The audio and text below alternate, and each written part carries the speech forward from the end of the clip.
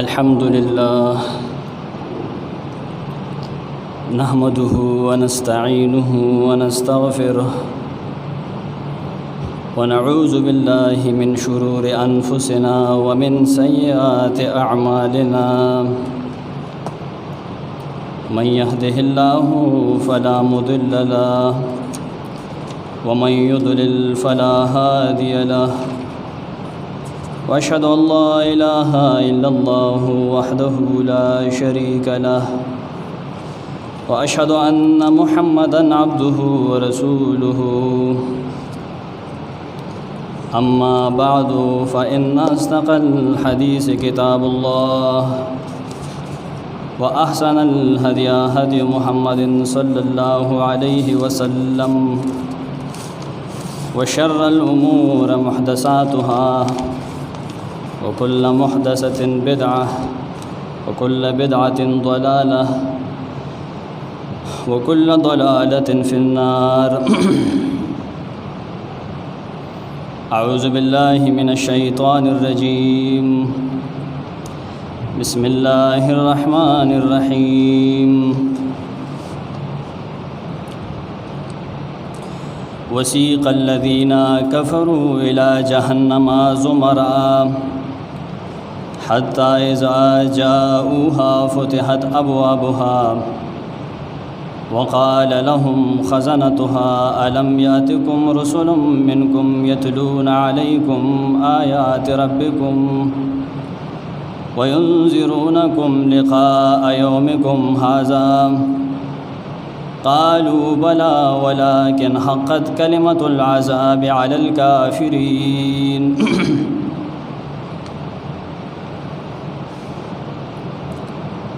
عن عائشة رضي الله عنها أنها ذكرت النار فبكت فقال رسول الله صلى الله عليه وسلم ما يبكيك؟ قالت ذكرت النار فبكيت فهل تذكرون أهليكم يوم القيامة؟ فقال رسول الله صلى الله عليه وسلم أما في ثلاثة مواتنا فلا يذكر أحد أحدا عند الميزان حتى يعلم أيخف ميزانه أم يثقل وعند الكتاب حين يقال هاؤم اقرء كتابيه حتى يعلم أين يقع كتابه في يمينه أم في شماله من وراء ظهره وعند الصراط إذا وضع بين ظهري جهنم. علم الآخرت او عقیدہ د معاد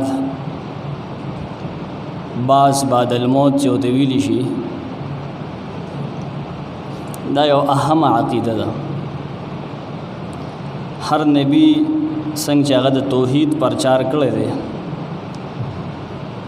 دغه شان هغه خپل قوم ته د دوباره ژوند جزا او سزا قیامت جهنم او جنت د هغې عقاید پیش کړي دي خلکو له ذهن سازي کړې ده.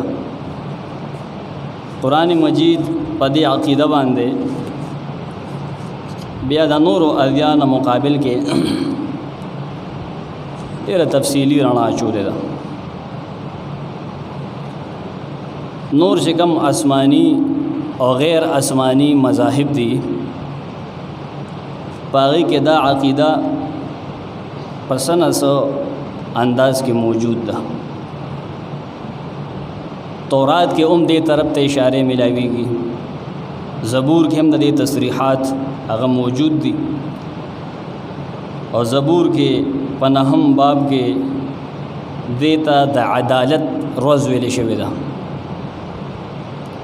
د عیسی علیه السلام په زمانه کې د یهودو 2 فرقې وې، یو صدوقی او بل فریسی. صدوقی هغه وا چې د یونانیانو د اثر د وجه هغه آزاد خیال شي او د قیامت د عقیدې بیا هغې منکرو او کومه چې فریسی وه هغه به دستور په خپل عقیده باندې قایم و. رسول الله وسلم په زمانه کې چې بیا کم یهودو هغې هم د عقیده آخرت قایل و. صحیح بخاری کې په دې کې سلسله کې یو حدیث موجود دی چې نبی سلام نے تپوس کړو یهودي چې قیامت به راشي نو د الله جل شانه په یو ګوته به اسمانونه وي، په دې بله به ځمکې، په دې بله باندې به ونې، څلورم باندې به اوبه وي. دغه شان تفصیل سره آواز به وي راشي چې زه یم بادشاه. دا د هغې عقیده وه. د الله ګوته د هغه د شان مطابق د هغه زما ستا په شان نه ده. دې باندې تفصیلات شوي دي مخکې. دا بالکل د قرآني هغې آیت سره مطابقت لري. والسماوات مطویات بیمینه. دې کې لږ ډېر تفصیل موجود دی چې اسمانونه به د هغه په یو لاس کې یمین کې هغه را چمبړې را جمع کړې به وي، توګړې به وي. نو د یهودو هم دا نظریه او دا عقیده د هغې موجود وه. انجیل کې دا عقیده ډېر تفصیل سره موجود ده. مکاشفات چې کوم د یوحنا دی په انجیل کې چې کوم شامل دي هغې کې د قیامت احوال او احوال د هغې ډېره تفصیلي کړی دی. هندوان چې کوم دي هندو لوگ هندوان د هغې په نسبت باندې د عالم فنا کېدل د دې عقیدې ته پرلوک عقیده وي. پرلوک خو د دې عقیدې صحیح حقیقت او صحیح تشریح هغه زمونږ پیغمبر محمد رسول الله صلی الله علیه وسلم کړی. نو قیامت موضوع علم الاخرت عقیدې سره تعلق لري او دا ډېر یو بسیط موضوع ده، ډېره خوره وره ده. د قیامت نښې صغرا کبرا هغې له راځم اخر کې انشاءالله. خو اول د قیامت متعلق تفصیلات قرآن مجید کې دا د دې کم نمونه ذکر دي او بیا د دې نښې کمې دي غټې وړې، هغه به نورو جمعو کې انشاءالله کوشش به کوو چې بیان شي. د یو څیز حقیقت چې مونږ اول معلومونو د هغې نمونه او د هغې تشریح د هغې نه مونږ د هغې ګرح کوشایي کولی شو، هغه مونږ کولاولی شو. نو قرآن مجید کې د قیامت ډېر زیات نمونه ذکر دي. شبلی نعمانی سیرت النبی کې هم ذکر کړي دي تفصیل سره. دغه شان الارشاد هغه هم ذکر کړي دي. خو څومره تفصیل چې هغه زمونږ شیخ کړی دی په الموسوعة القرآنیه کې، دومره تفصیل هغه بل چا نه دی کړی. په خپل کتاب کې دی چې څومره وضاحت کړی دی الموسوعة القرآنیه.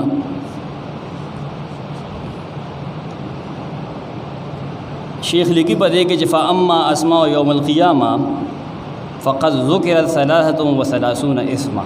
33 نمونه د قرآن مجید کې په قرآن مجید کې د قیامت 33 نمونه ذکر دي. سوچ کوه. یوم الدین د بدلې ورځ دې ته ویل شوی ده.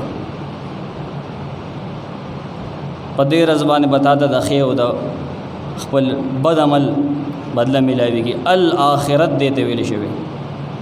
سلزله د نوم قرآن استعمال کړی دی روزې دپاره. الیوم الاخر دغه شان دی. یوم القیامه د خلکو د مړو د ادرېدو ورځ، مړي به باسي ښه. یوم عظیم ډېره لویه ورځ. الساعه دې ته ویل شوی ده. څلوېښت ځله یو لمحه ده، یو ساعت دی. په ظاهره باندې داسې ده، خدا ساعت نه دی، دا خو ډېر اوږده ورځ ده. یوم کبیر ډېره لویه ورځ. یوم مشهود د حاضرۍ ورځ، خلک به دې کې حاضرېږي ښه، څوک به دې کې غیر حاضر ني. یوم الحسرت د افسوس ورځ ده، ډېر خلک به افسوسونه کوي. یوم البعث د دوباره پاسېدو ورځ ښه. یوم الفتح د فیصلې ورځ ده، په دې کې به د ریشه او د دروغو فیصله کېږي. یوم الفصل، یوم الحساب، یوم الطلاق د ملاقات ورځ ده. یوم التناد د اوازونو ورځ ده. جنتیانو ته به آواز کېږي، جهنمیانو ته به کېږي، اصحاب الاعراف والا به آوازونه کوي. د چغو ورځ ده، د چغو. یوم الجمع دې کې به اولین او آخرین ټول جمع کېږي. یوم علیم دردناک ورځ ده. یوم الوعید د یرې ورځ ده. 15 ځله دا لفظ استعمال شوی دی. یوم الخلود، یوم الخروج د راوتو ورځ. یوم التغابن د غبن ښکاره کېدو ورځ ده. یوم عسیر ډېره سخته ورځ ده. سوچ کوه دا یو نوم د دې صفت هم دی د دې ورځې، دا حالات دي د دغې ورځې.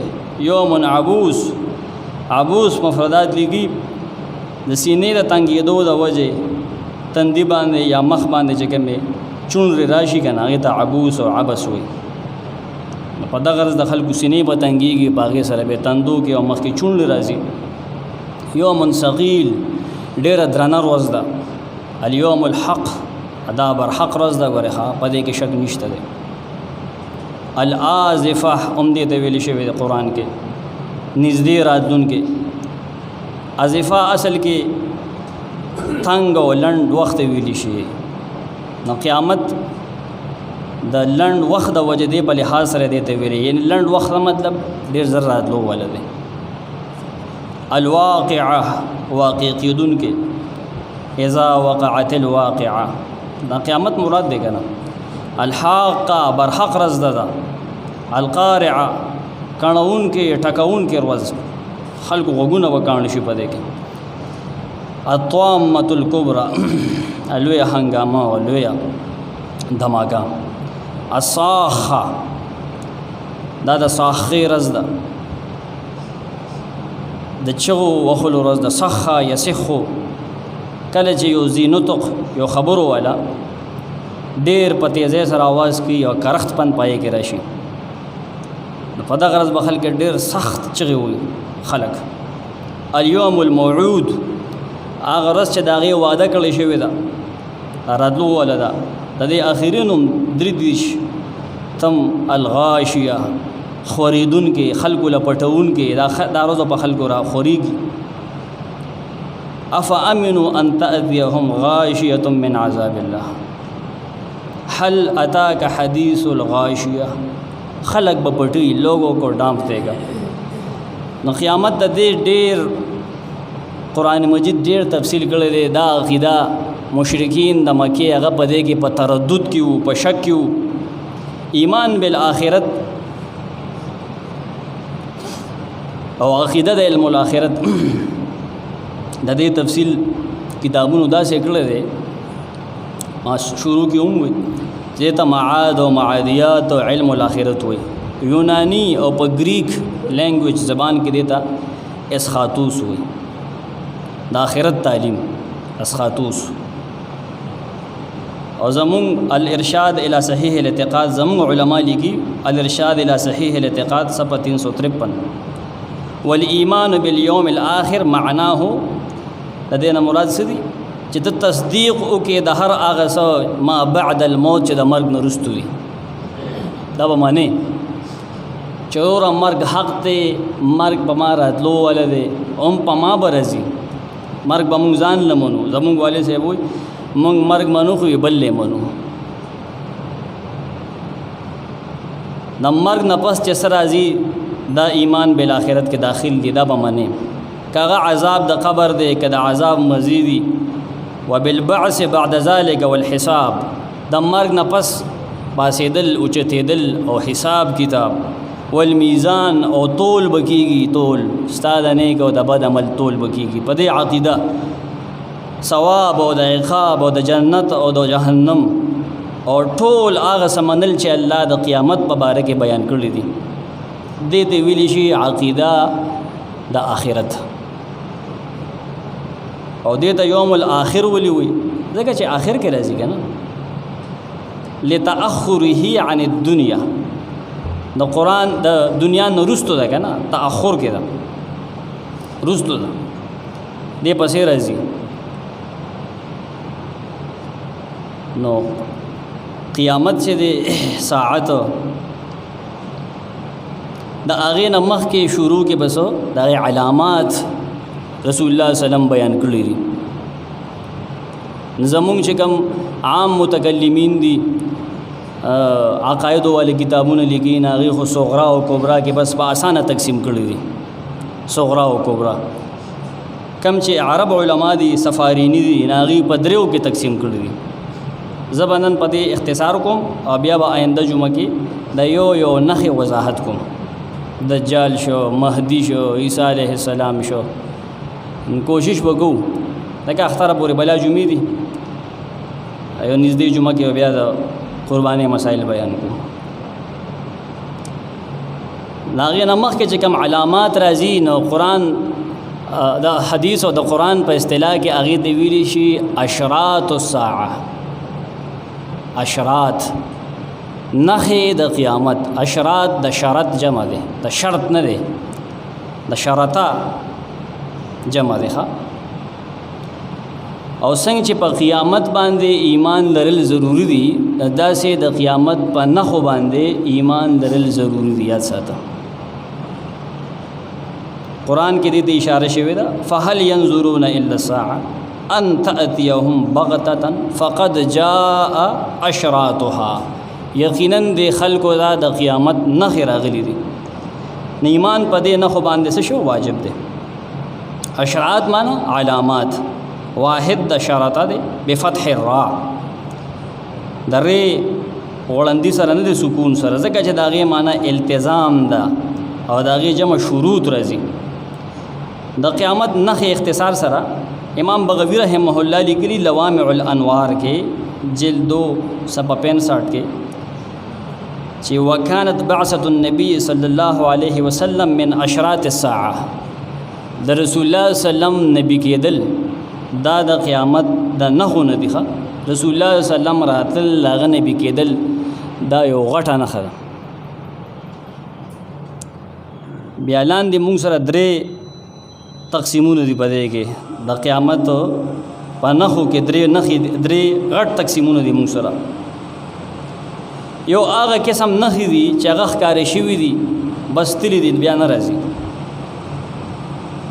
قسم ظهر وانقضى هغه تیری شوي دي لکه د نبی سلام نبی کېدل، دغه وفات کېدل، بیت المقدس فتح کېدل، د سیدنا عثمان رضی الله عنه قتل شهادت او هغه گمراه فرقو ظهور ښکاره کېدل، خوارج شو، روافض شو. دویم قسم هغه دی چې ظهر ولم ينقضي ښکاره شوي دي خو لا پوره سر ته نه دي رسېدلی، پورو سر ته په دې نه دي رسېدلی، اب ټیم لګي په دې کې.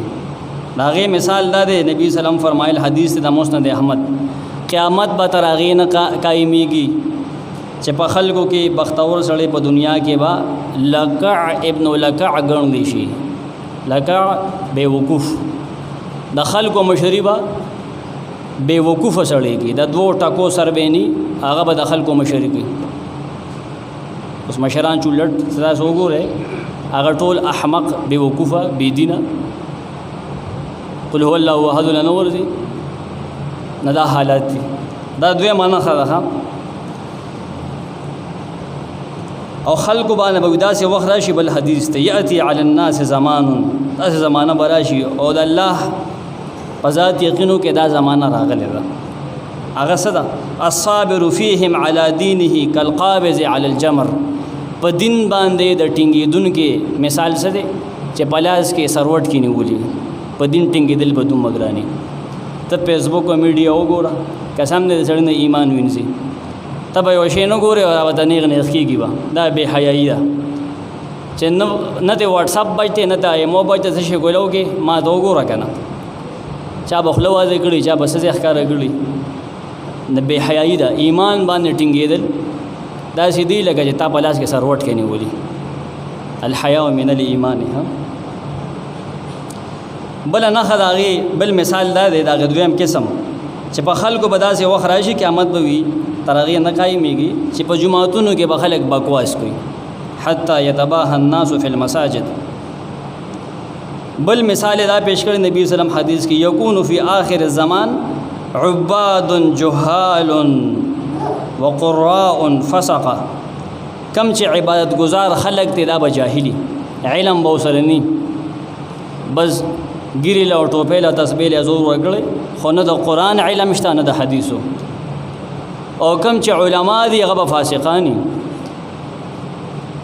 اب فاسقانی ګیرخریلی وي تقوا به پکې ني اعمال به دغې ګندی معاملات به دغې ګندی دا د دویم هغه قسم چې هغه ښکاره شوی دی خو لا پوره سر ته نه دی رسېدلی دا د قیامت د نښونه دي دریم هغه الامارات القریبه الکبیره التي تعقبها الساعه هغه چې د هغې نه پس به قیامت راځي هغه غټې نښې چې هغه نږدې دي هغه خروج المهدي مهدي د یو سړي نوم دی بلکې صفت خپل نوم د نبی صلی الله علیه وسلم غونته کې دی او د پلار نوم هغه شانته دی د هغې وضاحت به زه آینده جمعه کې کوم هغه به ښکاره کېږي اب روزي مهدي خلکو ته امام مهدي وي امام دا لفظ دا شیعګانو دی پورې انخلول دی سوچا صحیح نوم په حدیثو کې د هغه مهدي دی مهدیم نه دی مهدي دی هدایت یافته د عیسی علیه السلام نزول دی خروج الدجال دی خروج الدابه دی خروج یاجوج و ماجوج دی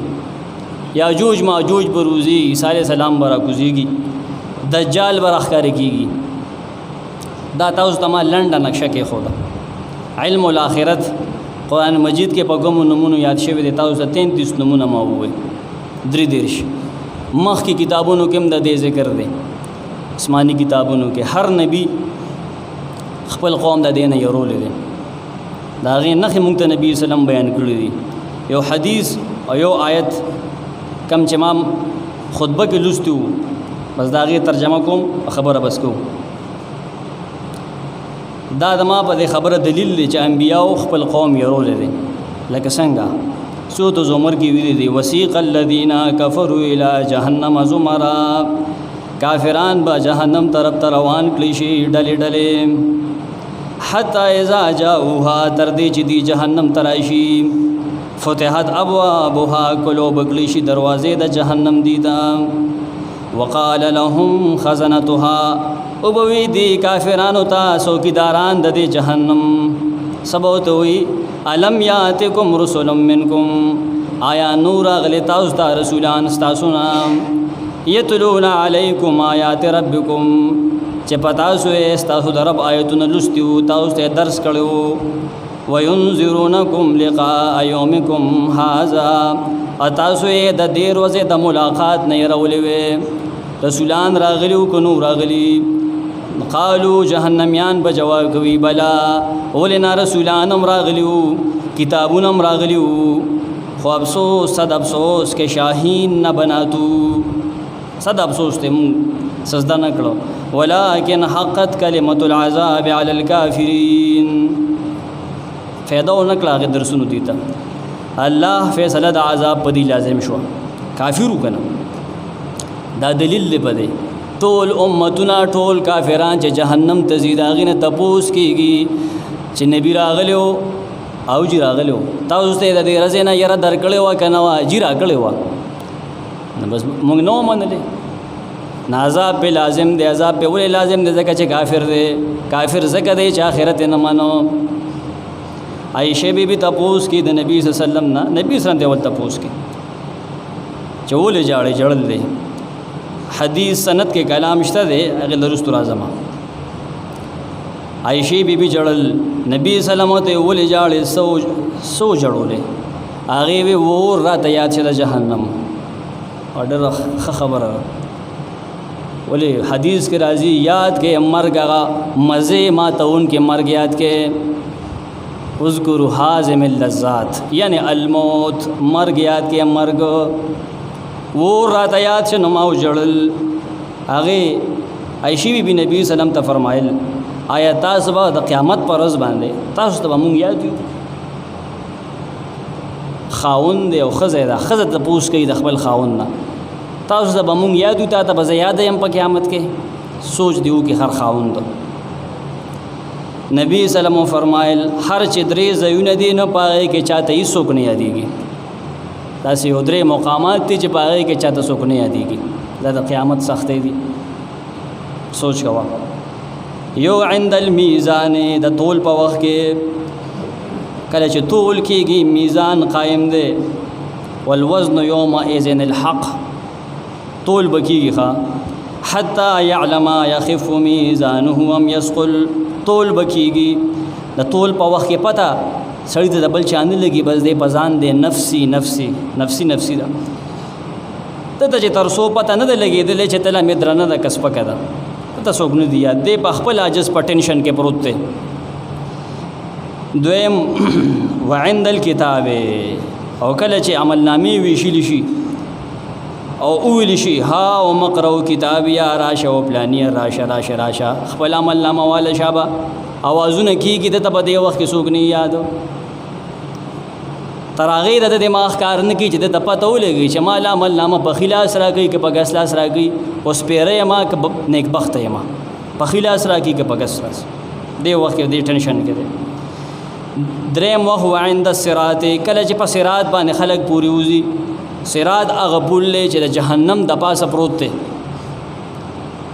هغه پل دی چې د جهنم د پاسه پروت دی سوچ کوه په دې باندې به هر انسان پورې وځي هر انسان په هغې باندې کونډې لګېدلي کلالیب لګېدلي دي هغې کلالیب ورته ریاض صالحین کې حدیث دی حکم شوی دی چې کم جهنمی دی نه هغه د سټنیسه او جهنم ته غورځوه دغه کلالیب هغه د الله د اډر پابند دي اټومیټیکلی هغې جهنمی پیژني سباز مؤمنان به اسې وګري روګري پرې به دي بیا ډېر سخت حالات دي سوچ وکړئ هغه به تفصیل کې بیا اعظم ټایم نشته دی نه پل باندې خلکو د پولې هم ووایي صراط هم ورته وایي یو ته ووایه د دواړو یو معنی ده صراط باندې چې خلک تیریږي صراط چې کله د جهنم په شا کېښودي شو خلک پې تیریږي دغه ټایم به سړي دا خپله ښځه هم نه یاد خپل بچي هم نه یاد یوم یفر المرء من اخیه دا حدیث سنن نبی داود کے نقل دے حاکم مستدرک کے نقل کرے جلد 4/2522 حدیث 8722 لیکن دے پسند کے ارسال دے حسن بصری حدیث ڈائریکٹ بیانی دا عائشہ بی بی نا حالانکہ در روایت ثابت نہ دیلتا البعث والنشور کی بحقی لکلی دی یونس بن عبید په حوالہ چې اصلا حسن بصری نه په دې روایت کې شک راغلی دی هغه په بل انداز کې دا روایت بیانې هغه وی وعند الصراط اذا وضع بين ظهري جهنم حافتاه كلاليب كثيره يحبس الله بها هغه دغه کله به صراط وي يحبس الله بها من يشاء من خلقه حتى يعلم ينجو ام لا صحیح على شرطهما لولا ارسال فيه بين الحسن وعائشه دا په خپل امام حاکم پکې خبره کړي چې صحیح حدیث صحیح دی په شرط د امام بخاری او د امام مسلم دی خو لیکن په دې کې د حسن بصری او د عائشہ بیبي په منځ کې ارسال دی نیا دو ساته د اصول حدیث قاعده ده چې مراسیل د حسن بصری ضعاف دا ضعیفی دا ما بطور ترغیب و ترهیب ذکر کړی دی چې صراط باندې کله خلک تیریږي او پاغي باندې کونډې لګېدلې دي او هغه به خلک غورځوي ایساري دغه وخت چاته بل څوک نه یادېږي موږ به د الله نه دعا کوو چې موږ د عذاب د قبر نه عذاب د جهنم نه موږ وساتي او زموږ لا اله الا الله کلمه په ځان کدن کې نصیب اذان وکړي